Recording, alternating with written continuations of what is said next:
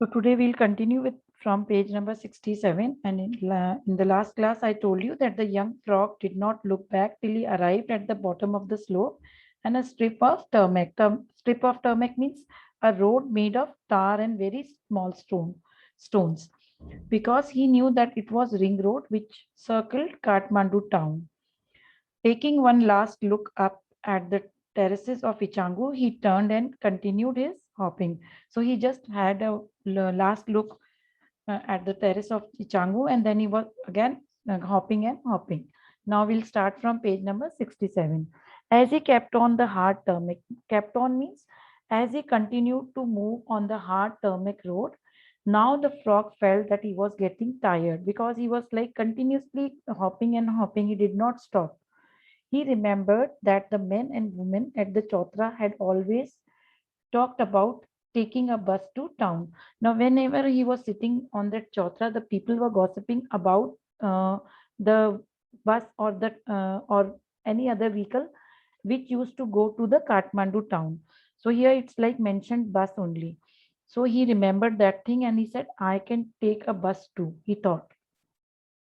So he waited at a crossroads. So crossroads is what? Crossroads is a place where two roads meet and they cross each other. That is called crossroads. And before long, it was not too late and a blue colored bus arrived. So you can see here the color of the bus is blue.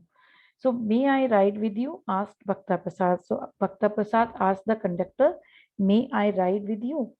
The conductor refused to let him in. So the conductor did not allow, he said no. And why he said no?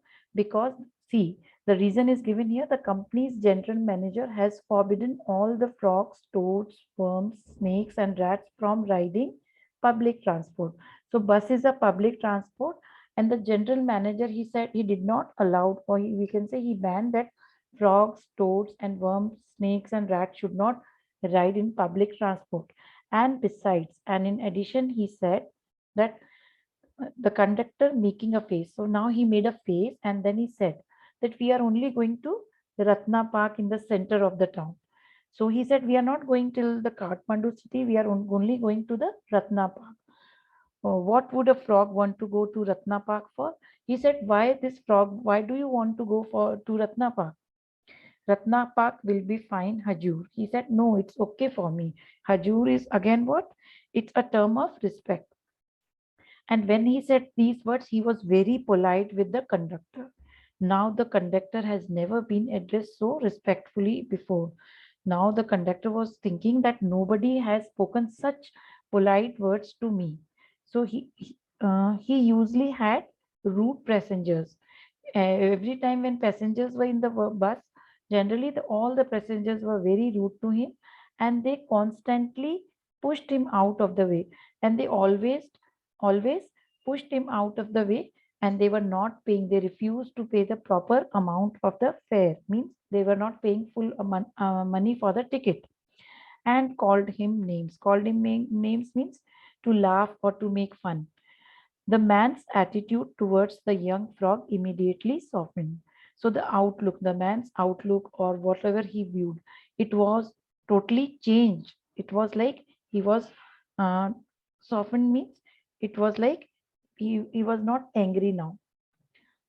Hop on, be quick. So he said, come on in the bus, hop on. He said, why he said hop on? Because frogs only hop, and issued him a ticket and he provided him a ticket. Now, when he said, when he was riding in the bus, what did he see? The bus passed by large fields over the Bishumati river. So this is a river which was flowing there, and up a steep slope. It means a sharp slope was there. And then the bus entered Kathmandu town. Now the bus entered Kathmandu town. Now see, when he entered the Kathmandu town, what did he see there? The city's center was a whirl of dazzling lights and a cacophony of noises of the kinds that would have shocked any rural creature from Kathmandu's Kant or outskirt. So now when he entered the Kathmandu town, there were whirl of dazzling light. Whirl of dazzling light means like all around there was shining lights, and cacophony of noises means it was like a mix of mixture of loud and unpleasant noise, which is not soothing to our ears. That kind of noise was coming from that area, from that place. And it was really shocking for a creature, for a creature who is belonging to a farming or a farming land or a cultural land. So it was like he was feeling like it was very surprising for him, because he has never heard all these from the outer parts of Kathmandu town. Hundreds of people miled about. What did he see? Hundreds of people were moving here and there. They were moving around that town, going in every which direction, and they were going in any direction. Whichever direction they were wanting, they were going there. And they were joined by cars, buses, push carts, rickshaws, bicycles, and motorcycles. And they were driving cars, buses. Push carts are what? Hand carts. And it was like he was not happy. It was not. He was not feeling happy, because this was only his wish, that he wanted to see how people live in Kathmandu. But when he saw this scenario, he was like very much surprised. It would have been an immediate and messy end for a frog to descend to ground level in the middle of such confusion. Now, it was really what? An immediate and messy end. It was really a rapid and dirty end for a frog to come down to ground level in the middle of such confusion.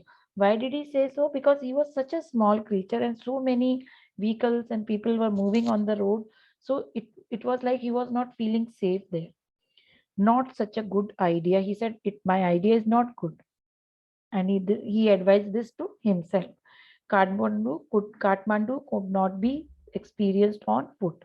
So now he came to know that Kathmandu is not a city which I can experience on foot. Because if I'll hop on the road, what will happen? I may get hurt or I may even die. So this is the end of the story, and now the story continues as Bhakta Prasad travels to different parts of Nepal and has great many adventures before returning home to Kathmandu. So this is a part of the story. It is like he must have visited some other uh, places of Nepal, and he must have given the experience to all his clan. Okay, and with this we just end with the story. So here you can see how this what was the intention of this small frog, Nepali frog, and when he came to that town, what did he experience? So that is all for today's lesson. Thank you.